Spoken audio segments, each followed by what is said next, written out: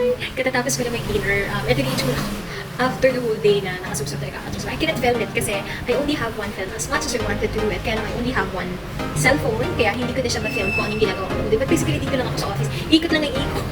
So, makikita naman ang office ko. This is my table. This is where I do my work the whole day. So, super kalat na dyan. I have my computer na nakakabit na sa aking laptop. And this is where our mini pantry. So, dyan ako kumakain ng lunch, dyan ako nag-break. And this is where I sleep every break time. So, ganun lang. And I have table ng staff ko, dito. So, yun lang, ganun lang kaliit ang office namin. So, basically, hindi ako makapag-film dahil most of the time I use my phone to call the clients and to confer with my clients and to talk to my suppliers also.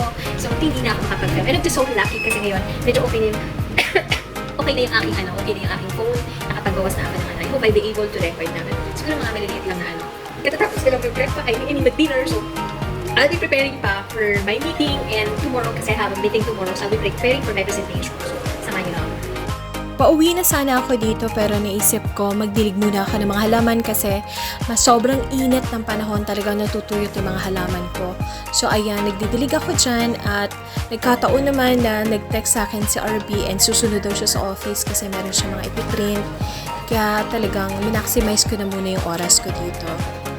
Kung napansin nyo, nikinlalak ko lang yung pinto kasi pagdadating ng 6 o'clock, ako na lang mag-isa sa office. So, normally, nalalak ko lang siya para at least secure lang ako or wala lang. Para may peace of mind lang ako kasi most of the time busy din ako naka-computer. So, minsan hindi ko alam kung may mga pumapasok na tagang papunta sana sa massage center na hindi ko siya na mamalayan. So, kaya ayun. Nagwalis-walis na rin ako since may oras pa ako habang inaantay ko si RV habang hindi pa siya tapos mag-print ng project or ng ano niya. So, ayan, talagang minaximize ko muna yung oras ko and after that, nagsulat-sulat pa ako ng planner ko, yung mga, chinek ko yung mga naka-itemize ko or mga nasa itinerary list ko na gagawin. Kung nagawa ko ba siya. And then, of course, normally ang ginagawa ko pag hindi ko siya nagawa, magiging additional workload ko siya for tomorrow. So, ayan, sinek ko yung planner ko dyan. So, tapos na si RB, pauwi na kami dito and nililigpit ko na lang yung aking laptop at inaayos ko na lang yung mga medyo nagulo niya sa office and inaayos ko din yung mga dala ko pauwi ng bahay. Normally, ganito lang ang life ko. Maghapon, nandito lang ako sa office pag wala akong meeting outside or para sa aking second or third na trabaho. Dito lang talaga ako maghapon. So, kung hanapin niyo ako, you can see me here. Andito lang ako maghapon talaga sa office. Paikot-ikot lang dito sa maliit na sulok na aking office. Pero, paglabas namin, hindi pa kami dito diretsong uuwi kasi meron pang pinabibili si Dan. So, maghahanap pa kami ng bilihan ng Pogs. So, from office, malapit lang actually ang office namin dito sa Antipolo City Hall. Ayan yung office namin, tapos yun yung Antipolo City Hall.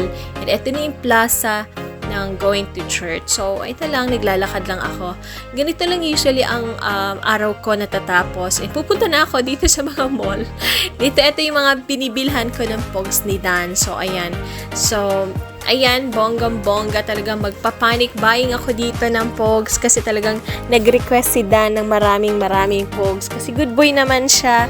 Kaya, ayun, talagang ganun talaga ang ginagawa ko sa mga request ni Dan. Pinagbibigyan ko naman siya kasi good boy. Pero ito, hindi ko siya namalayan kung bakit nabaliktad ko yung pag-video dito. Hayaan niya na siya. So, panoorin niya na lang siya. Bumibili ako dito ng pasalubong niya naman na donut kasi yun naman ang request niya at paborito niya. So, ayan, hindi ko alam talaga kung bakit ko nabaliktad yung camera ko. Ayan, pauwi na kami dyan at sumakay na kami diretsyo ng tricycle after namin makabili ng pasalubong kay Dan. But normally, kung ako lang mag-isa, nilalakad ko yan hanggang doon sa sakayan ng tricycle para mas mura lang, 15 pesos lang. Ayan guys, yun lang naman ang buhay ko. Ganito lang ako araw-araw at panibagong pakikibaka na naman bukas. Maraming salamat Lord sa buong araw na iningatan mo ako. At tuloy lang ang laban dahil punong-puno tayo ng pangarap. Maraming salamat. Thank you for watching. See you in my next video.